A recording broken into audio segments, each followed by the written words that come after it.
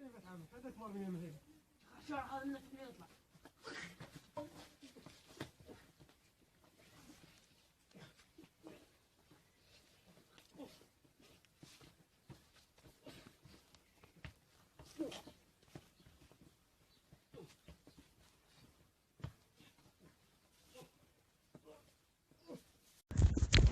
خال وقف شو السالفه؟ خال احمد هاديكم شو سالفتكم؟ شو سالفتكم يا اخوان؟ لا صافكم على كيفكم بس فهموني شنو السالفه. بس فهموني شنو السالفه. او عفوا السالفه عفوا اتركوا رحمه والديكم اتركوا يا خالي. تعال انتم اخوان واذا مو اخوان ولد منطقه واحده بعد ليش تعاركون يا خالي؟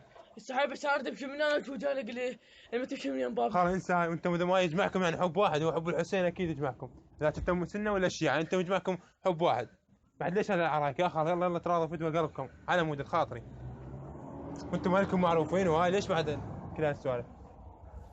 السلام عليكم مشاهدي قناة جعفر أبو سندس. هذا الفيديو إلى كل واحد حاجة وجاره أو صديقه وينسى شغلات الحلوة بيناتهم، وخاصة العشائر اللي هسه بالبصرة والعمار اللي يحملوا الأسلحة بوجه بعضهم ما أعرف شنو السبب.